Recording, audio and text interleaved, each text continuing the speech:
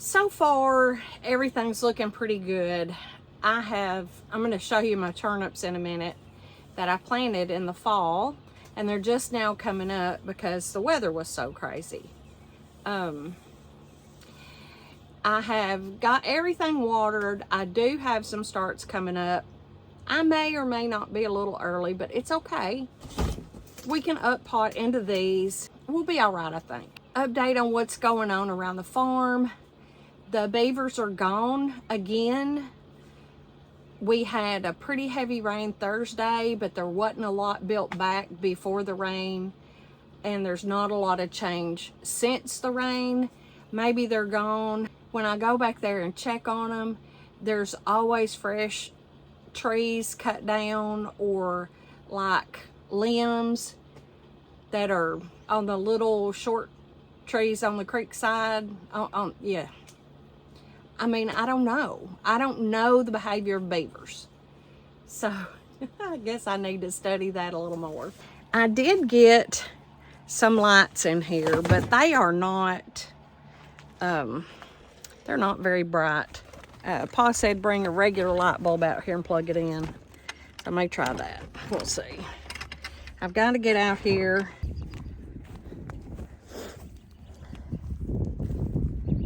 I've got to get out here and weed my beds. As you can see here, y'all, this is a Brussels sprout from last year. And nothing ate it. But I guarantee you, when I plant my Brussels sprouts, everything will want to eat it. I do think I'm going to put my tomatoes back out in the garden this year and do them like I did a couple of years ago, where I had the T-post nailed down and then the cattle panels attached to the T-post. I had them about 6 inches off the ground and planted the tomatoes probably, I don't remember how far apart. As the tomatoes grew, I just tied them to the cattle panel. And it worked really well as far as circulation, air circulation, as far as pruning and those types of things. It was a little easier, and now that I have my bench, it might even be easier. I'll use my raised beds for my squashes, zucchinis, my cherry tomatoes for sure. They did so well in these raised beds. And my cucumbers, I'll put back in this bed and have them go over. And I learned last year how to do that properly. So I'll put the T-post here on either side, either corner, and then I will attach the cattle panel to the T-post and plant accordingly. I will not have 28 plants in here. I will space them out and do a little better this year. Last year was a learning year for raised beds. I'd never really had them before, never really used them before. So it was a learning year. So I came up here to the co-op with Kent. He's getting this fertilizer for the hayfield.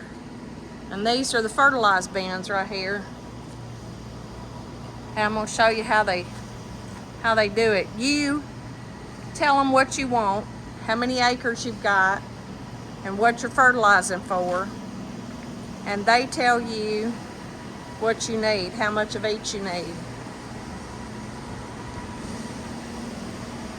Urea, potash,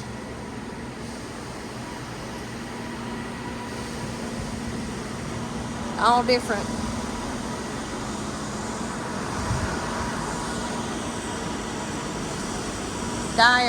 Diammonium nitrate, urea, different mixes of the urea, and ammonium sulfate. And they'll mix it, they'll use that and get how much you want, and then they'll put it in that hopper over there, mix it up, and put it in the fertilizer spreader. So y'all hang on. Come on, Will.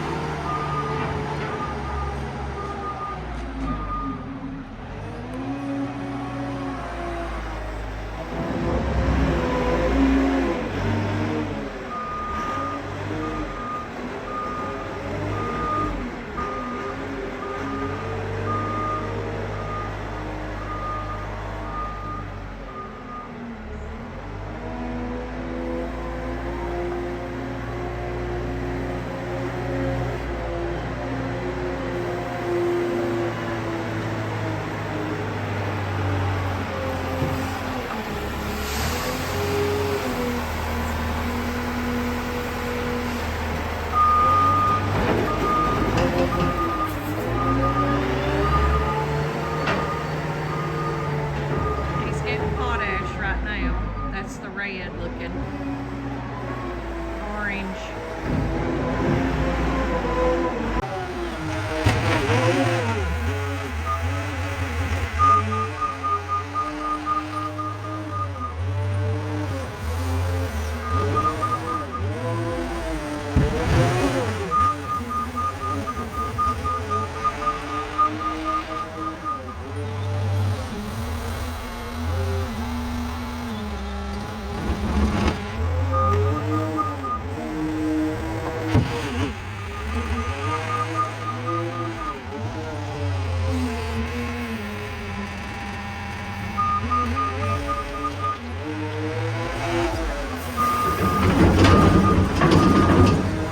That's it.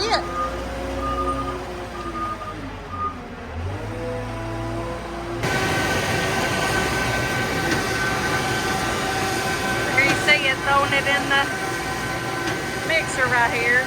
Kind of like a cement mixer.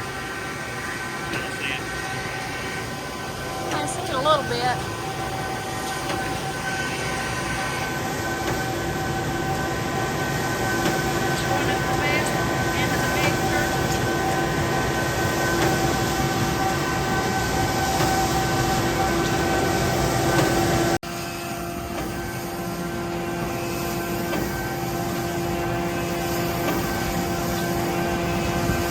You see, this is the hopper we showed inside, and it goes up this belt and into this, which looks a little like a cement mixer.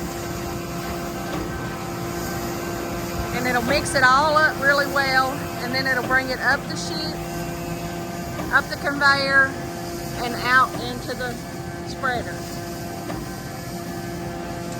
And there's Pa supervising. And I want to drive that fertilizer buggy right there, and they won't let me. Has the air horn on the top of it. I know.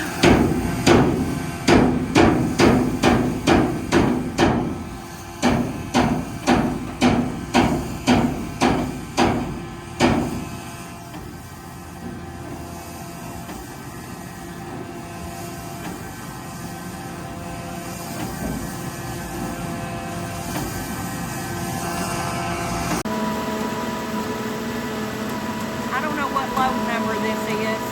What load number is this?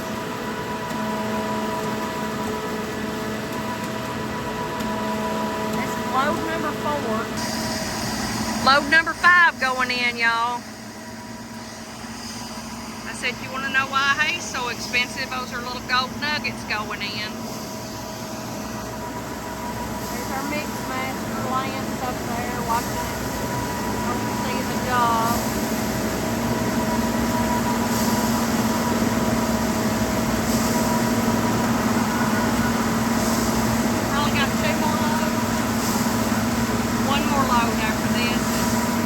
Everything we cut will be fertilized. Just in time for rain this weekend, right?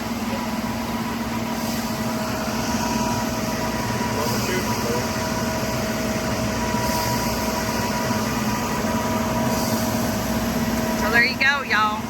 Visit your local, support your local co-op, farmers cooperative.